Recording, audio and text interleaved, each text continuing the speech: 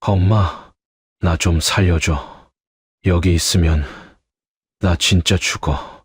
수화기 너머로 들려오는 아들의 절박한 목소리. 피가 거꾸로 솟는 심정을 누르고 찾아간 최전방 12사단 위병소. 하지만 그곳을 지키던 위병소 조장은 아들을 걱정해 달려온 중년의 어머니를 잡상인 취급하며 모욕합니다. 이보쇼 아줌마. 면회 안 된다니까?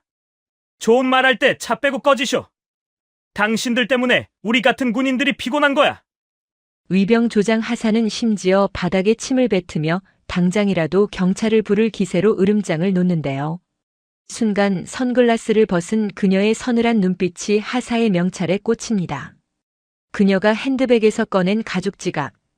그 속에서 번쩍이는 신분증을 본 하사의 동공이 지진이라도 난 듯 흔들리기 시작합니다. 계급 중장. 보직 제3군단장. 이래도 나를 계속 못 살아본 채 할 건가? 위병소 문 열어. 그리고 마석두 사단장에게 전해. 5분 내로 군단장 앞에 튀어오라고. 일개 하사가 감히 3스타 군단장에게 꺼지라고 욕설을 퍼부은 상황. 과연 이 부대에선 무슨 일이 벌어질까요? 여러분, 오늘도 편안한 시간 보내고 계신가요? 썩어 빠진 군대를 뒤집어 엎는 사이다 참교육 이야기 재미있게 시청하시고 내용이 마음에 드셨다면 구독과 좋아요 부탁드리겠습니다. 그럼 이야기 시작하겠습니다. 강원도 인제군의 산세는 험준하기 짝이 없었다. 하늘을 찌를 듯 솟은 봉우리들은 마치 세상과 단절된 요새처럼 거대하게 굽이쳤고 그 사이로 뚫린 도로는 뱀의 혀처럼 구불거렸다. 한여름의 태양은 아스팔트를 녹일 듯이 자결하고 있었다. 에어컨 바람조차 무색하게 만드는 지열이 차창을 때렸다. 검은색 대형 세단 한 대가 미시령 터널을 빠져나와 북쪽으로 향하고 있었다. 운전석에는 사복 차림의 중년 남성이, 뒷좌석에는 선글라스를 낀 중년 여성이 앉아 있었다. 차 안의 공기는 바깥보다 더 무겁고 차가웠다. 뒷좌석의 여성 차은혜는 무릎 위에 놓인 핸드백을 쥔 손에 힘을 주었다. 손가락 관절이 하얗게 도드라졌다. 그녀는 대한민국 육군 제3군단을 지휘하는 군단장이었다. 계급은 육군 중장. 수만 명의 병력을 호령하며 산악군단을 이끄는 그녀였지만 지금 이 순간 그녀는 그저 자식의 생사를 걱정하는 어머니일 뿐이었다. 운전대를 잡은 남동생 차도현이 백미러로 누나를 힐끔 쳐다보았다. 그 역시 현역 육군 소장이었으며 현재 지상작전 사령부의 작전처장이라는 요직을 맡고 있었다. 누님, 조금만 진정해. 민우 녀석이 약한 소리 하는 걸 수도 있어. 요즘 애들 군생활 조금만 힘들어도 죽는 소리 한다잖아. 차도현의 말에도 차은혜는 대꾸하지 않았다. 그녀의 머릿속에는 방금 전 통화 내용만이 맴돌았다.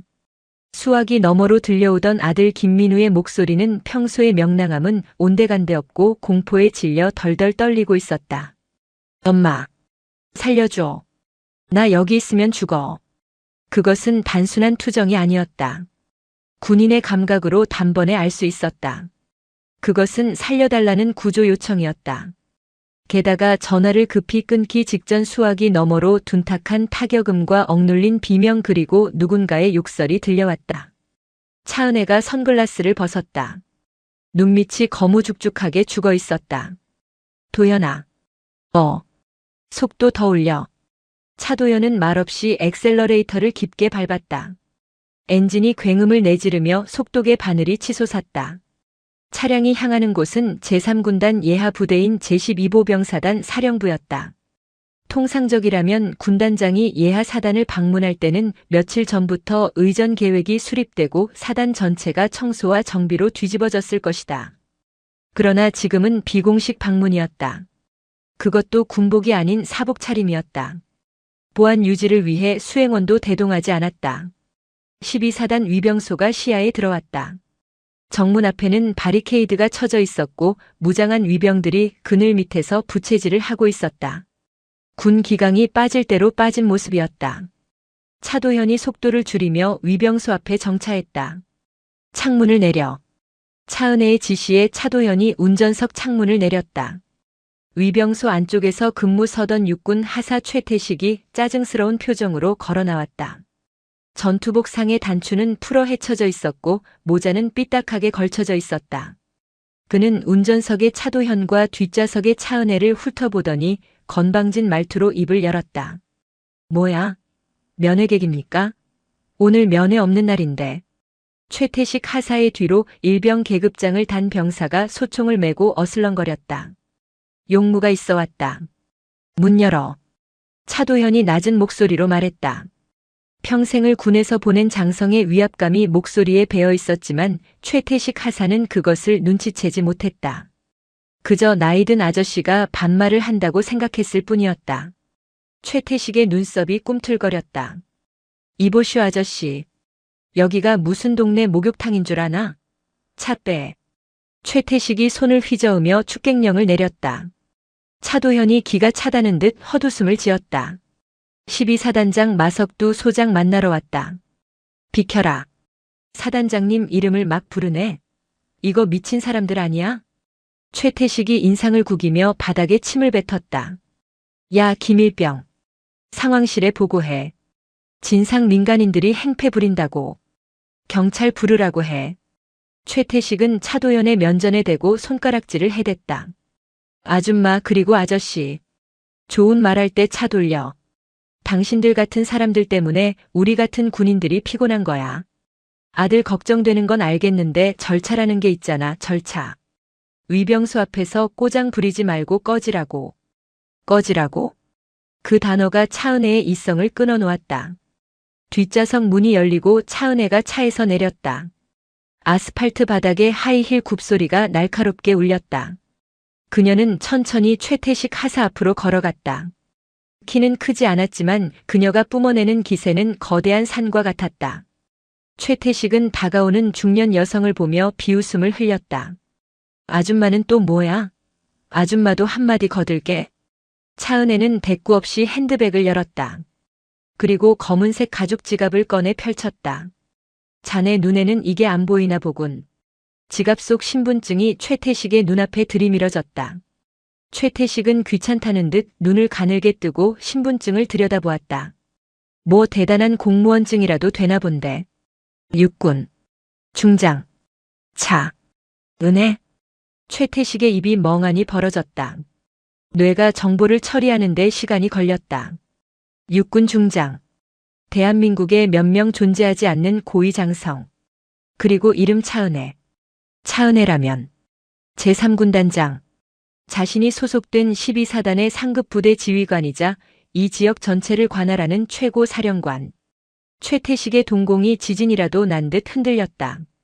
시선이 신분증의 사진과 눈앞의 여성을 번갈아 오갔다. 사진 속 정복을 입은 차은혜의 모습과 눈앞에서 서늘한 눈빛을 보내는 여성의 얼굴이 일치했다. 그 순간 옆에 서 있던 차도현 역시 자신의 신분증을 꺼내 최태식의 가슴팍에 툭 던지듯 들이밀었다. 육군 소장 차도현. 별이 5개. 최태식의 다리에 힘이 풀렸다. 무릎이 저절로 꺾일 뻔했다. 뒤에서 구경하던 김일병은 이미 사색이 되어 소총을 떨어뜨릴 뻔했다.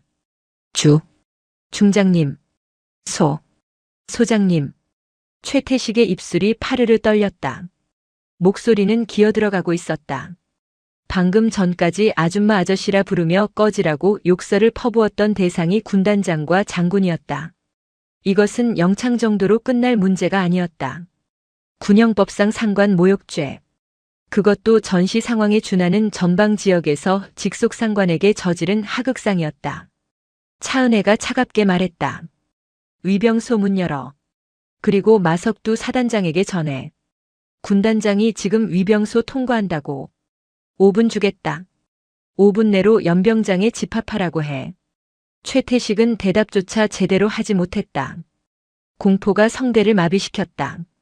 그는 허둥지둥 위병소 안으로 뛰어들어가 차단기 조작 버튼을 누르려다 손이 미끄러져 책상 모서리에 손등을 찧었다. 고통을 느낄 겨를도 없었다. 차단기가 올라갔다.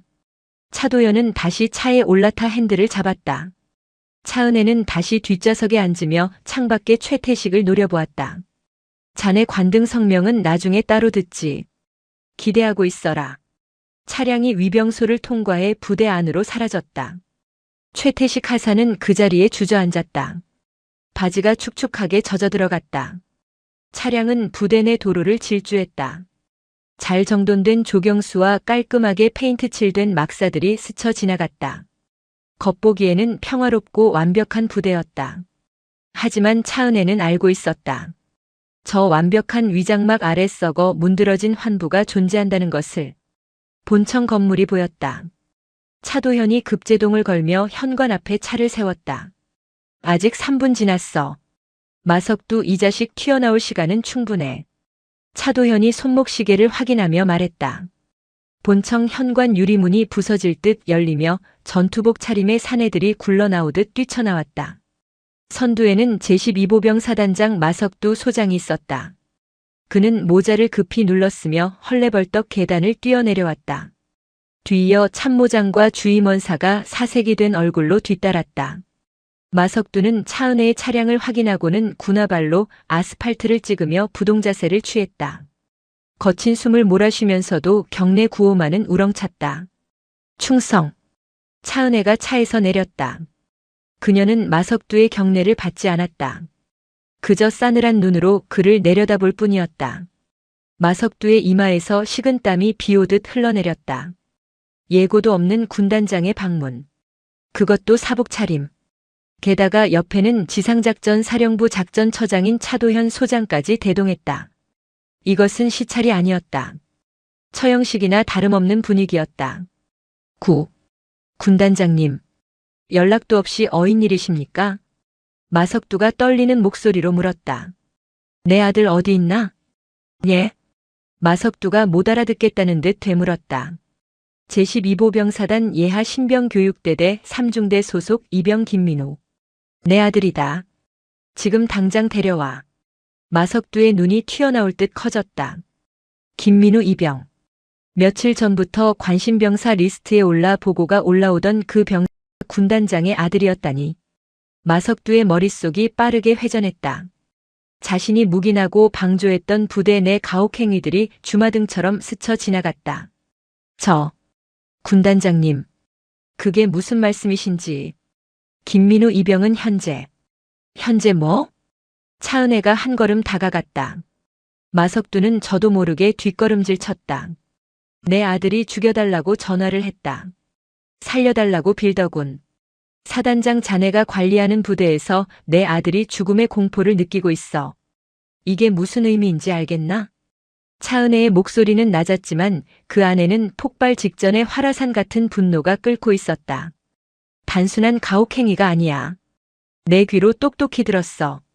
무언가를 덮으려는 소리를. 마석두 소장.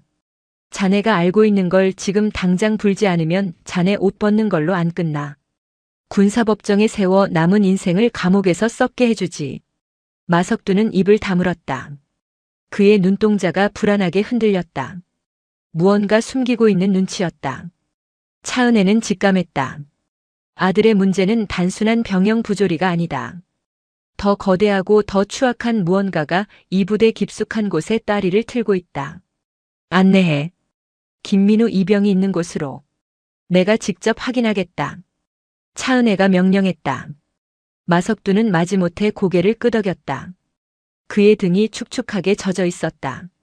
이때 본청 2층 작전처 창문 너머로 누군가가 이 광경을 지켜보고 있었다. 그는 커다란 덩치의 사내였다. 그의 입가에 비릿한 미소가 걸렸다. 그는 주머니에서 구형 폴더폰을 꺼내 어딘가로 문자를 보냈다. 손님이 오셨군. 청소 시작해. 제12보병사단 신병교육대대 생활관 복도는 죽은 듯이 고요했다. 한여름의 폭염이 건물을 달구고 있었지만 복도 안에는 서늘한 냉기와 함께 곰팡이 냄새 섞인 눅눅한 공기가 가라앉아 있었다. 차은혜는 군화 발소리를 죽이며 긴 복도를 걸었다. 그녀의 뒤에는 차도현 소장과 마석두 사단장, 그리고 사색이 된 대대장과 중대장이 도살장으로 끌려가는 소처럼 뒤따르고 있었다. 여기입니다. 중대장이 떨리는 손으로 생활관 문을 가리켰다. 철문에는 제3생활관이라는 팻말이 붙어 있었다. 차은혜는 잠시 멈칫했다. 문고리를 잡은 손끝에서 미세한 떨림이 느껴졌다. 수만 명의 부하를 사지로 몰아넣는 명령을 내릴 때도 흔들리지 않던 심장이었다. 하지만 철문 너머에 피투성이가 된 채 공포에 질려 있을 아들이 있다고 생각하니 그녀는 군단장이 아닌 죄인이 된 기분이었다. 문 열어. 차은혜가 나직하게 명령했다. 중대장이 황급히 문을 열었다. 기익. 경첩이 녹슨 소리를 내며 문이 열렸다. 생활관 내부는 어두웠다. 대낮임에도 커튼이 모두 쳐져 있었다. 그 어둠 속 관물대 구석에 누군가가 웅크리고 앉아 있었다. 체육복 차림의 왜소한 청년. 그는 문이 열리는 소리에 화들짝 놀라 몸을 비틀며 침상 밑으로 파고들려 했다. 짐승이 사냥꾼을 피하려는 본능적인 몸짓이었다. 민우야. 차은혜가 불렀다. 그 목소리에 청년의 움직임이 멈췄다. 천천히, 아주 천천히 고개가 돌아갔다. 드러난 얼굴은 처참했다. 왼쪽 눈은 시퍼렇게 멍이 들어 부어올랐고 찢어진 입술에는 딱지가 앉아 있었다. 무엇보다 차은혜를 무너뜨린 것은 아들의 눈빛이었다. 며칠 전까지만 해도 총기 넘치던 명문대생의 눈빛은 온데간데 없고 도축 직전의 소처럼 초점 잃은 공포만이 가득했다. 마? 김민우가 갈라진 목소리로 중얼거렸다. 차은혜는 신발을 신은 채 생활관 안으로 성큼성큼 걸어 들어갔다. 그리고 아들 앞에 무릎을 꿇었다. 그녀의 손이 아들의 멍든 뺨을 어루만졌다. 늦어서 미안하다. 엄마가 왔어. 이제 괜찮아. 그러나 김민우의 반응은 예상 밖이었다. 그는 안도감에 울음을 터뜨리는 대신 차은혜의 뒤를 보며 발작적으로 몸을 떨기 시작했다. 그의 시선이 고정된 곳에는 문가에 서 있는 마석두 사단장이 있었다. 오지 마. 오면 안 돼. 엄마가. 제발 가라고. 김민우가 차은혜를 밀쳐냈다. 힘없는 손길이었지만 그 거부는 필사적이었다. 민우야, 왜 그래? 엄마가 널 구하러 왔어. 아니야. 저 사람이 다 보고 있어. 엄마까지 죽일 거야. 저 사람은 악마야. 김민우는 마석두를 가리키며 비명을 질렀다. 차은혜는 천천히 고개를 돌려 마석두를 올려다보았다. 마석두는 당황한 기색을 감추려 헛기침을 하며 시선을 피했다. 군단장님, 병사가 지금 심신미약 상태입니다. 훈련 스트레스로 인한 적응 장애가 온 것 같습니다. 일단 의무대로 옮겨서 진정제를. 입 닥쳐. 차은혜가 자리에서 일어났다. 그녀의 눈빛이 형형하게 빛났다. 그것은 아들을 걱정하는 모성애를 넘어 적을 섬멸하기 직전의 지휘관이 뿜어내는 살기였다. 마석두. 내 아들이 자네를 보고 공포에 질려 있다. 훈련 적응장애? 개소리 집어치워. 일개 이등병이 사단장 얼굴을 보고 저렇게 반응한다는 건 자네가 직접 이 아이에게 손을 댔거나 협박했다는 증거야. 차은혜는 아들의 소매를 걷어올렸다. 팔뚝에는 담배 빵 자국과 함께 밧줄로 묶였던 사큰이 선명했다. 이것도 훈련 스트레스인가? 대답해.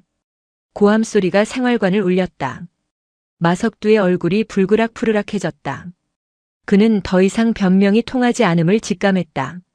그의 태도가 돌변했다. 그는 삐딱하게 서서 팔짱을 꼈다. 군단장님, 공과 사는 구분하셔야죠. 아들이라고 감싸고 도는 겁니까? 이 병사는 군 기밀을 유출하려다 적발되었습니다. 보안 규정 위반으로 조사받던 중 자해한 겁니다. 군 기밀 유출? 그래요. 이 자식이 사단장실 금고 위치를 염탐하고 문서를 훔쳐보려 했습니다. 이건 간첩 행위나 다름없습니다. 제가 즉결 처분하지 않고 살려둔 걸 감사하게 생각하십시오. 적반하장이었다. 그때 바닥에 주저앉아 있던 김민우가 차은혜의 바짓단을 잡고 오열하며 외쳤다. 아니야. 엄마, 내가 봤어. 붉은 수첩. 붉은색 수첩이야. 저 사람이 밤마다 창고에서 물건을 빼돌리고 그 수첩에 적는 걸 내가 불침번 서다가 봤다고. 저 사람이 나한테 그랬어. 엄마가 군단장이든 뭐든 자기 뒤에는 더 높은 사람이 있다고 입 뻥끗하면 우리 가족 다 죽여버린다고. 붉은 수첩. 그 단어가 나오는 순간 마석두의 눈이 뒤집혔다. 저 새끼 입 안 막아. 헌병 불러. 당장 끌어내. 마석두가 고래고래 소리를 질렀다. 대기하고 있던 대대장이 엉거주춤 다가오려 했다. 그 순간 문가에 서 있던 차도현 소장이 품에서 권총을 꺼내 들었다. 철컥. 놀이쇠가 후퇴했다 전진하는 금소금이 복도의 소란을 단숨에 잠재웠다. 차도현은 총구를 마석두의 미간에 정확히 겨누고 있었다. 움직이면 쏜다. 누구든 내 조카 몸에 손끝 하나라도 대면 그 자리에서 머리통을 날려버리겠다. 전시 상황이다. 상관 명령 불복종 및 하극상은 즉결 처형인 거 알지? 차도현의 목소리는 지극히 차분해서 더 공포스러웠다. 마석두는 얼어붙었다. 차 소장. 당신 미쳤어? 이거 실탄이야? 궁금하면 움직여봐. 내 머릿속에 뭐가 들었는지 확인해 줄 테니까. 차은혜가 마석두에게 다가갔다. 그녀는 마석두의 멱살을 잡고 그대로 벽으로 밀어붙였다. 쾅 하는 소리와 함께 마석두의 뒤통수가 벽에 부딪혔다. 붉은 수첩이 어디 있지? 모릅니다. 저 미친놈이 헛소리하는 겁니다. 그래. 그럼 찾으러 가야겠군. 사단장실로 안내해. 차은혜는 마석두를 내팽개쳤다.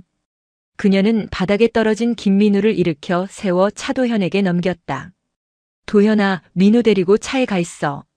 내 명령 없이는 아무도 차 문 못 열게 해. 접근하는 놈은 쏴버려도 좋아. 책임은 내가 진다. 알겠어, 누님. 몸 조심해. 차도현이 김민우를 부축해 밖으로 나갔다. 차은혜는 홀로 생활관에 남았다. 그녀의 앞에는 마석두와 그의 부하들이 도끼 오른 눈으로 서 있었다. 수적으로는 절대적 열세였다. 하지만 차은혜는 옷매무새를 다듬으며 차갑게 웃었다. 왜? 여기서 날 죽이고 묻어버리기라도 하게. 할 수 있으면 해봐. 하지만 명심해. 내 심장이 멈추는 순간 3군단 포병여단의 모든 화력은 2사단 사령부를 좌표로 찍고 초토화시킬 거다. 이미 명령은 내려뒀으니까. 그것은 거짓말이었다. 하지만 마석두는 그 말을 의심할 수 없었다.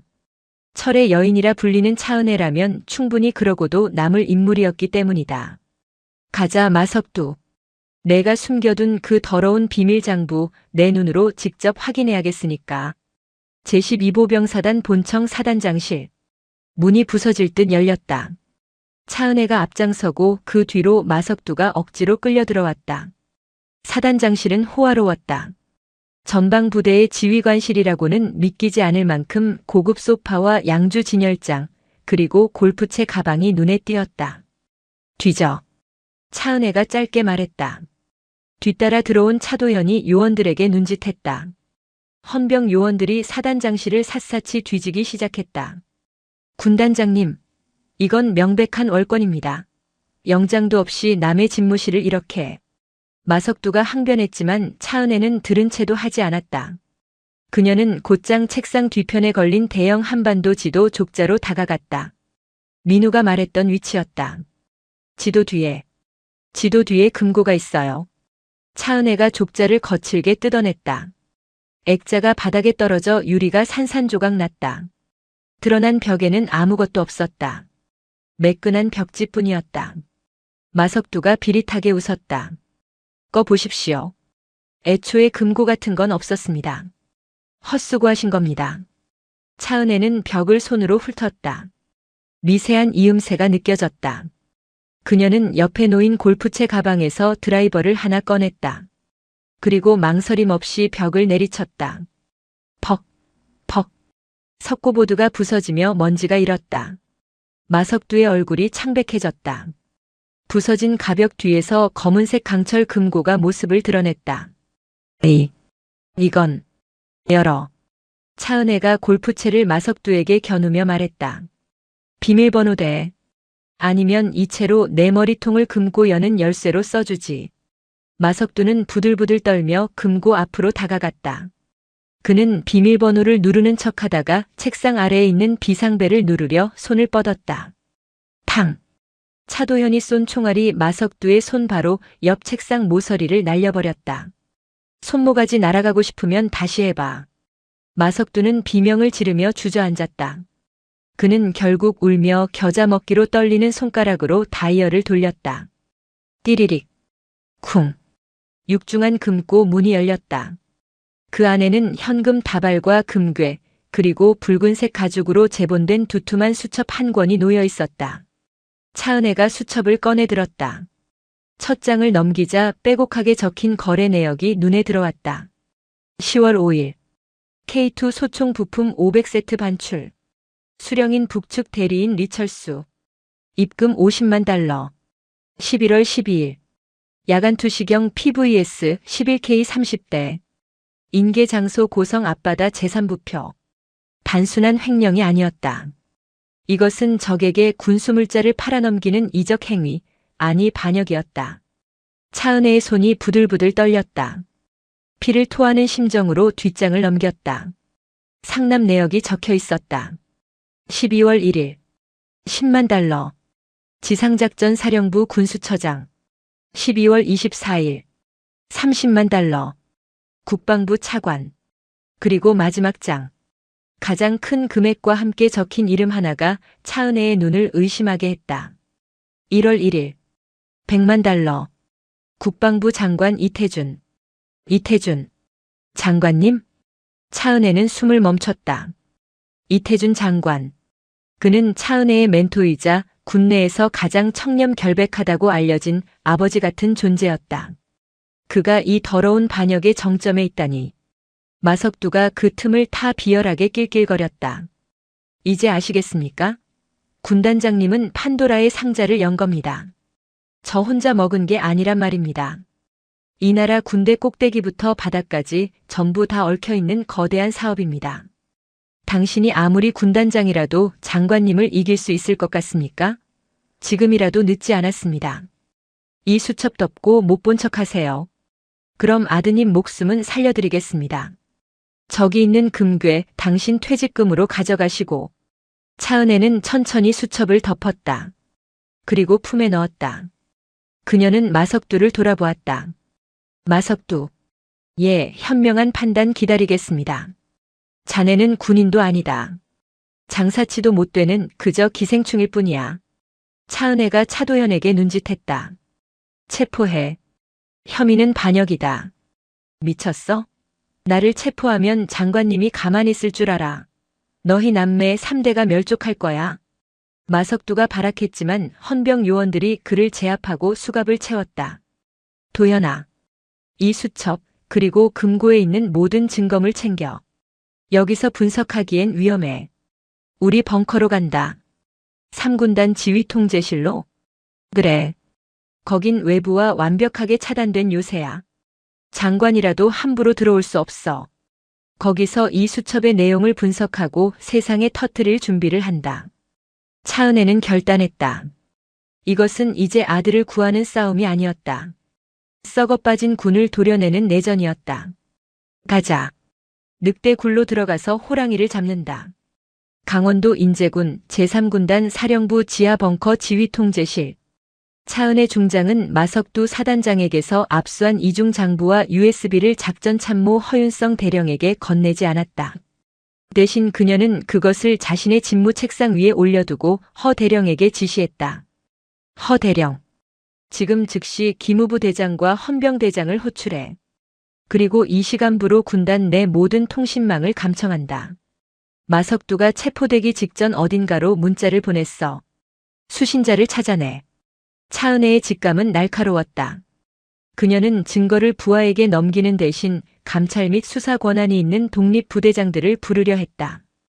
허윤성 대령의 안경 너머 눈매가 차갑게 가라앉았다. 군단장님. 기무대장은 현재 휴가 중입니다. 그리고 헌병대장은 오지 않을 겁니다. 그게 무슨 소리지? 군단장님. 유감스럽지만 방금 국방부 장관 명의로 긴급 직무 정지 명령이 내려왔습니다. 허윤성이 리모컨을 누르자 상황실 대형 스크린에 공문 하나가 떴다. 긴급 명령 제3군단장 중장 차은혜. 직권 남용 및 하극상 혐의로 즉시 보직 해임. 수사 착수. 상황실 내의 장교들이 웅성거리기 시작했다. 차도현 소장이 헛웃음을 지으며 앞으로 나섰다. 허 대령. 이게 말이 된다고 생각하나? 정식 징계위원회도 없이 팩스 한 장으로 군단장을 해임해. 전시 상황에 준하는 긴급 조치입니다. 차도현 소장님도 포함입니다. 민간 인하들을 불법적으로 부대에 들이고 예하 사단장을 총기로 협박했다는 보고가 올라갔습니다. 허윤성의 손짓에 상황실 외곽에 대기하고 있던 무장 헌병 10여 명이 총구를 낮게 겨누며 진입했다. 그들은 차은혜의 직속 헌병이 아니었다. 국방부 직할수사단 복장이었다. 이게 함정이었군. 차은혜는 침착했다. 마석두는 미끼였고 놈들은 차은혜가 움직이기만을 기다려 하극상이라는 프레임을 씌운 것이다. 방산 비리 장부를 덮기 위해 그녀를 반란자로 몰아가는 시나리오. 체포해. 허윤성의 명령이 떨어지자 헌병들이 다가왔다. 잠깐. 차도현 소장이 차은혜 앞을 막아섰다. 영장 제시해. 그리고 내 누님 몸에 손대려면 나부터 꺾어야 할 거야. 소장님. 저항하시면 공무집행방해 및 특수공무방해치상죄가 추가됩니다. 모양 빠지게 이러지 마시죠. 허윤성이 비릿하게 웃었다. 그 순간 차은혜가 입을 열었다. 허 대령. 자네가 간과한 게 있어. 무엇입니까? 이 벙커의 보안 프로토콜 1조 1항. 지휘관의 신변에 명백한 위협이 가해질 경우 군단장은 방어권을 행사할 수 있다. 차은혜가 책상 아래에 있는 비상 버튼을 눌렀다. 왜엥. 귀를 찢는 사이렌 소리가 벙커를 뒤흔들었다. 동시에 상황실의 조명이 붉은색 비상등으로 바뀌고 상황실과 복도 사이를 가르는 육중한 방탄유리 차단벽이 천장에서 내려오기 시작했다. 막아. 허윤성이 소리쳤지만 늦었다. 쿵. 하는 소리와 함께 차단벽이 내려와 헌병들과 차은혜 일행을 격리시켰다. 도현아 서쪽 서버실로 뛴다. 거기가 유일하게 외부망과 연결되는 곳이야. 차은혜가 장부를 챙기며 외쳤다. 차도현은 아들 민우를 부축해 뛰었다. 문 부수고 들어가. 당장 잡아. 유리병 너머에서 허윤성이 고래고래 소리를 지르는 모습이 보였다. 이것은 할리우드 액션이 아니었다. 군단장이 가진 시설 방호 권한을 이용한 찰나의 시간 벌기였다. 지하 3층 전산 서버실. 차은혜, 차도현, 김민우는 서버실 안으로 뛰어들었다. 차도현은 들어오자마자 서버실의 강철 문을 잠그고 문손잡이에 대걸레 자루와 철제 의자를 끼워 넣어 바리케이드를 쳤다.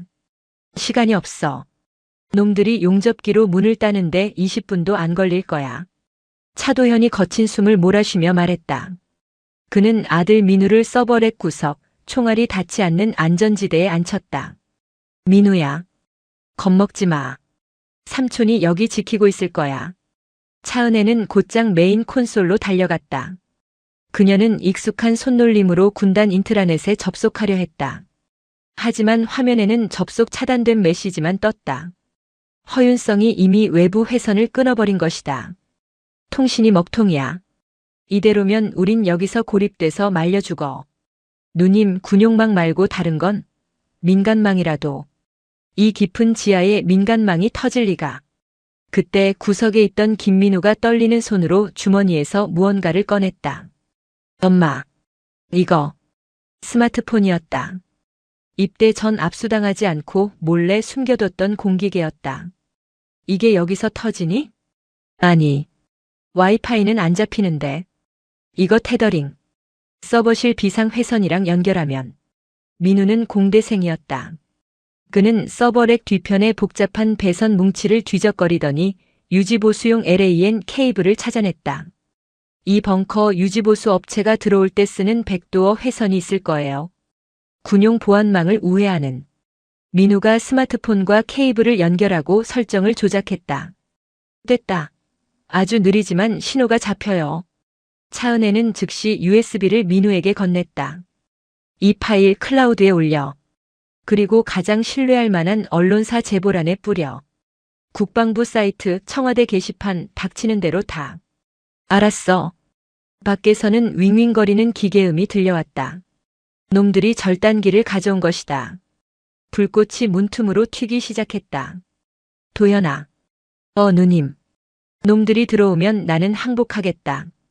내가 미끼가 될 테니 넌 민우 데리고 환풍구로 나가. 서버실 환풍구는 지상 주차장 화단으로 연결돼 있어. 말도 안 되는 소리 하지 마. 누님 혼자 감옥 보내고 나 혼자 살라고. 둘 다 잡히면 끝이야. 누군가는 밖에서 이 증거가 진짜라는 걸 증언해야 해. 그때 서버실 내부 스피커가 켜졌다. 허윤성의 목소리였다. 군단장님, 현명하게 판단하십시오. 지금 문 열고 나오시면 군사재판에서 정상 참작되도록 돕겠습니다. 하지만 계속 저항하시면 무장 탈역 및 테러 혐의로 사살 명령이 내려질 겁니다. 차은혜는 마이크를 잡았다. 허 대령, 자네가 방산 비리의 몸통인가? 아니면 자네도 꼬리인가? 그게 중요합니까? 중요한 건 군단장님이 지금 반란을 일으키고 있다는 사실입니다. 반란? 국민의 혈세를 도둑질하고 불량 방탄복을 입혀 내 새끼들을 사지로 내몬 놈들이 진짜 반란군이다. 차은혜의 일갈에 잠시 정적이 흘렀다. 거의 다 뚫렸어. 준비해. 차도현이 소화기를 집어들었다. 총이 없는 상태에서 그가 할 수 있는 최선의 무기였다. 하얀 연막을 뿌려 시야를 가리고 제압할 생각이었다. 절단된 문이 뜯겨나갔다. 연막탄이 서버실 안으로 굴러들어왔다. 매캐한 연기가 시야를 가렸다. 진입해. 생포할 필요 없다. 저항하면 쏴. 방독면을 쓴 헌병 특임대가 진입했다. 민우야, 지금이야. 업로드 눌러. 눌렀어. 전송 중. 80%, 90%. 타탕, 타당. 고무탄이 아닌 실탄이었다. 서버렉에 불꽃이 튀었다. 차도현이 소화기를 분사하며 특임대원 하나를 덮쳤다. 으악!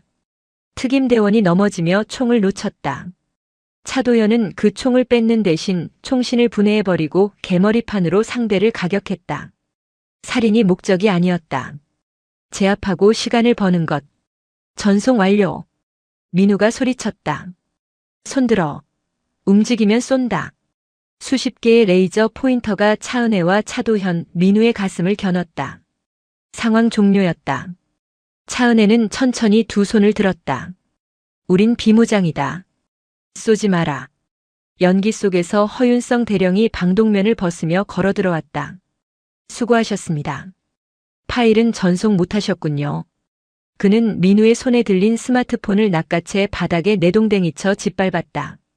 전송 완료 메시지를 보지 못한 듯 했다. 끌고 가. 헌병대 조사실로. 수갑을 찬 채 호송차에 실린 세 사람. 차 안에는 무거운 침묵이 흘렀다. 양옆에는 무장 헌병이 감시하고 있었다. 호송차는 군단 영내를 벗어나 서울 국방부 검찰단으로 향하고 있었다. 차도현이 차은혜에게 눈짓을 보냈다. 포기하지 말라는 신호였다. 차은혜는 미세하게 고개를 끄덕였다. 그녀의 머릿속은 복잡하게 돌아가고 있었다. 민우가 보낸 파일은 전송되었다. 하지만 누가 언제 그것을 볼지는 알 수 없다. 놈들이 서버 기록을 삭제하기 전에 이슈화가 되어야 했다. 잠시 휴게소에 들른다. 호송 책임자가 무전으로 보고했다. 인제에서 서울까지는 먼 거리였다. 긴장이 풀린 헌병들이 담배를 피우고 싶어 했다. 고속도로 졸음쉼터. 인적 드문 곳이었다. 화장실 가고 싶습니다. 민우가 작은 목소리로 말했다. 참아. 바지에 쌉니다. 진짜 급해요. 민우가 괄약근을 조이며 연기했다. 책임 장교가 짜증스럽게 손짓했다. 한 명씩 데리고 갔다 와. 허튼 수작 부리면 바로 쏜다고 경고해. 헌병 한 명이 민우를 데리고 간이 화장실로 갔다. 잠시 후 차도현도 손을 들었다. 나도 좀 갑시다. 아, 진짜 귀찮게 하네. 빨리 갔다 와요. 헌병이 차도현의 수갑을 풀어주진 않고 팔짱을 낀 채 데려갔다. 화장실 안. 차도현은 소변기 앞에 섰다. 헌병은 뒤에서 감시하고 있었다. 야, 김병장. 차도현이 낮은 목소리로 헌병을 불렀다. 헌병의 명찰을 본 것이다. 조용히 하십시오.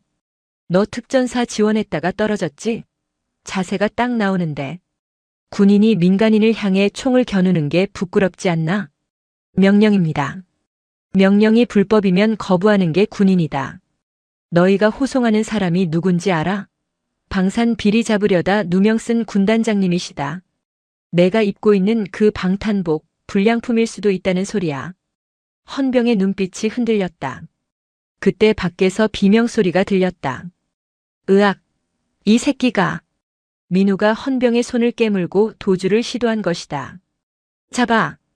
화장실 밖이 소란스러워졌다. 차도현을 감시하던 헌병이 고개를 돌린 순간 차도현이 몸을 돌려 수갑찬 두 손으로 헌병의 목을 졸랐다. 컥. 미안하다. 기절만 시킬게. 차도현은 헌병을 기절시키고 그의 허리춤에서 열쇠를 꺼내 수갑을 풀었다. 그리고 헌병의 총을 챙겼다. 그는 화장실 문을 박차고 나갔다. 밖에서는 헌병들이 민우를 바닥에 깔아뭉개고 있었다. 손때. 차도현이 공포탄을 하늘에 쏘았다. 탕. 졸음 쉼터에 있던 몇 안 되는 민간인들이 비명을 지르며 숨었다. 차 문 열어. 차도현이 호송차 운전병에게 총을 겨눴다.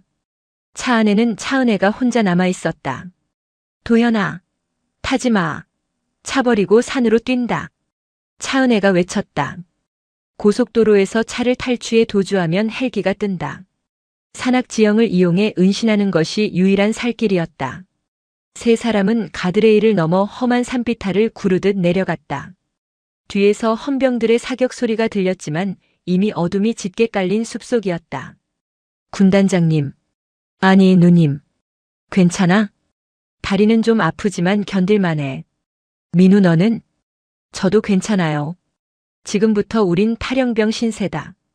서울까지 걸어서 간다. 검문소를 피해서. 그들은 휴대폰을 모두 버렸다. 위치 추적을 피하기 위해서였다. 이제 믿을 것은 두 다리와 차은혜의 지휘력, 그리고 민우가 쏘아 올린 작은 공뿐이었다. 강원도 홍천과 인제 사이의 험준한 산악지대. 달도 뜨지 않은 금은밤이었다. 차은혜, 차도현, 김민우 세 사람은 칠흑 같은 어둠 속을 걷고 있었다. 50대의 차은혜에게 다리 부상은 치명적이었다. 그녀는 이를 악물고 버텼지만 걸음걸이는 점점 느려지고 있었다. 누님 엎혀. 이러다 탈진해. 차도현이 등을 내밀었다. 하지만 차은혜는 고개를 저었다. 아니, 내 체력 아껴야 해. 놈들이 추적견을 풀면 내가 우릴 보호해야 하니까. 그녀는 나뭇가지를 지팡이 삼아 비탈길을 올랐다. 그녀의 머릿속은 복잡했다.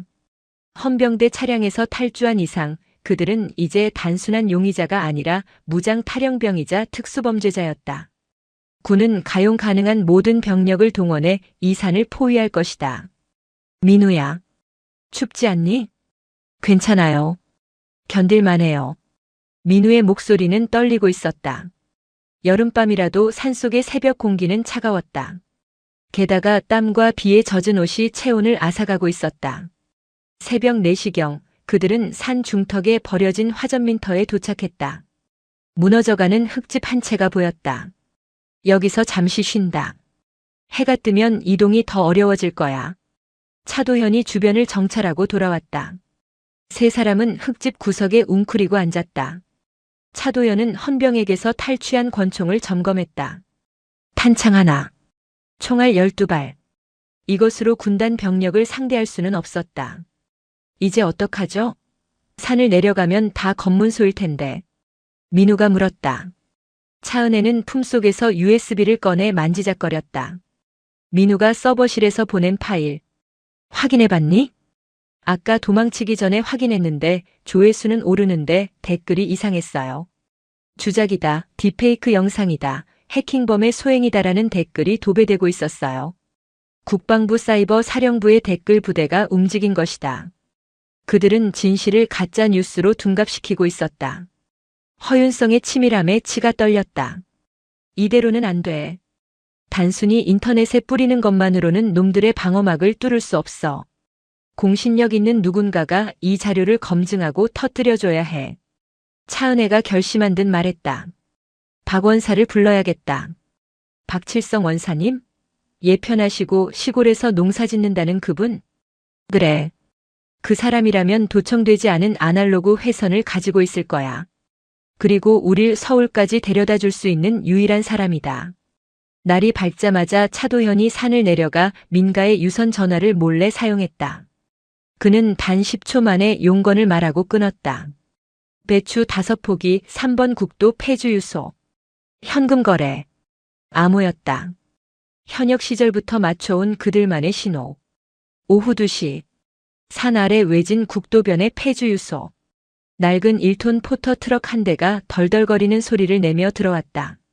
운전석에서 내린 사람은 허름한 작업복 차림의 노인이었다. 박칠성 예비역 원사였다. 그는 주위를 살피더니 짐칸에 천막을 걷었다. 충성 따위는 생략합시다. 빨리 타십시오. 냄새는 좀 날 겁니다. 짐칸에는 퇴비 포대가 가득했다. 세 사람은 퇴비 포대 사이의 좁은 공간에 몸을 숨겼다. 박 원사는 능청스럽게 트럭을 몰고 검문소가 있는 국도를 피해서 지방도로 향했다. 군단장님 상황이 안 좋습니다. 뉴스에서는 세 분을 군사 기밀을 절취해 월북을 시도하려던 간첩 혐의자로 보도하고 있습니다. 운전석과 짐칸 사이의 쪽창으로 박 원사가 말했다. 월북? 소설을 쓰는구먼. 차은혜가 쓴웃음을 지었다. 서울로 갑니다. 제 조카가 인터넷 신문사 기자입니다. 메이저 언론은 아니지만 팩트 체크 하나는 끝내주는 놈입니다. 그놈에게 데려다 드리겠습니다. 트럭은 검문소가 없는 농로와 샛길만을 골라 서울로 향했다. 덜컹거리는 트럭 안에서 차은혜는 아들 민우의 손을 꼭 잡았다. 서울 영등포구 물레동의 허름한 상가 건물 3층. 진실탐사대라는 간판이 걸린 작은 사무실. 이곳은 주류 언론에서 해직된 기자들이 모여 만든 탐사보도 전문 매체였다. 밤 10시. 사무실 안에는 담배 연기가 자욱했다. 박 원사의 조카인 강진수 기자는 모니터 속의 엑셀 파일을 보며 입을 다물지 못했다. 이거 진짜입니까? 국방부 장관이 결제한 방탄복 납품 비리. 불량률 40%? 이걸 알고도 납품을 허가했다고요? 강 기자가 떨리는 목소리로 물었다. 그 방탄복을 입고 작년에 내 부하 둘이 DMZ 작전 중에 사망했어. 그때는 북한군 총탄이 신형이라 뚫린 거라고 보고됐지. 하지만 거짓말이었어. 그냥 방탄복이 썩은 거였어. 차은혜가 덤덤하게 말했다. 그녀의 눈에 물기가 어렸다. 이 USB에 담긴 녹취록, 그리고 장부의 자금 흐름. 이건 정권이 2번 바뀌어도 남을 스캔들입니다. 하지만 장군님, 이걸 지금 터뜨린다고 해서 바로 세상이 뒤집히진 않습니다. 국방부는 조작된 자료라고 우길 거고 장군님을 정신 이상자로 몰아갈 겁니다. 그럼 어떻게 해야 합니까? 민우가 다급하게 물었다. 생방송입니다. 편집할 수 없는 라이브 방송으로 장군님이 직접 설명하셔야 합니다. 그리고 동시에 군 검찰단에 이 증거 원본을 제출해야 합니다. 여론과 법 두 가지를 동시에 타격해야 놈들이 손을 못 씁니다. 강 기자는 사무실 구석에 간이 스튜디오를 세팅했다. 구독자 50만 명의 유튜브 채널을 켤 준비를 했다. 하지만 리스크가 큽니다. 방송이 시작되면 위치가 노출됩니다. 경찰이나 헌병대가 들이닥치기 전까지 최소 30분은 버텨야 합니다. 그 안에 모든 걸 설명하실 수 있겠습니까? 30분. 충분해. 차은혜가 고개를 끄덕였다. 그때 사무실 밖 복도에서 둔탁한 발소리가 들렸다. 잠깐. 차도현이 창문 밖을 내다보았다. 건물 아래에 검은색 승합차 2대가 정차해 있었고 사복을 입은 건장한 남성들이 건물로 진입하고 있었다. 냄새를 맡았어. 허윤성의 사냥개들이야. 차도현이 권총을 꺼내 들었다. 강 기자, 방송 시작해. 지금 당장. 아직 세팅이. 그냥 켜. 누님 앉아. 민우 너도 옆에 앉아. 차도현은 사무실 문을 잠그고 책상과 소파로 바리케이드를 쳤다. 나는 여기서 막는다. 방송 끝날 때까지 누구도 못 들어오게 할 테니까 누님은 카메라만 봐. 도현아. 어서.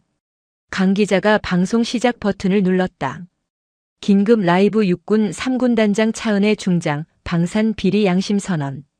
화면이 켜지고 초췌한 모습의 차은혜가 카메라 앞에 앉았다. 시청자 수가 폭발적으로 늘어나기 시작했다. 쾅! 쾅! 사무실 철문이 거칠게 울렸다. 밖에서 문을 부수려는 시도였다. 국민 여러분, 저는 제3군단장 차은혜입니다. 저는 지금 무장 탈영병 신분으로 쫓기고 있습니다.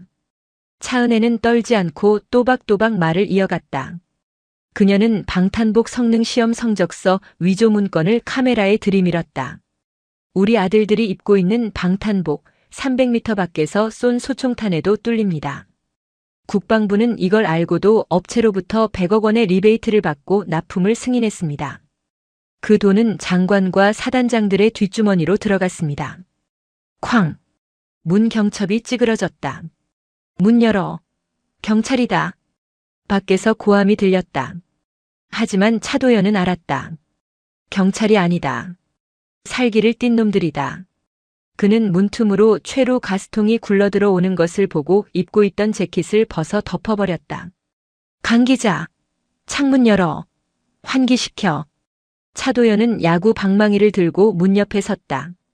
총은 최후의 수단이었다.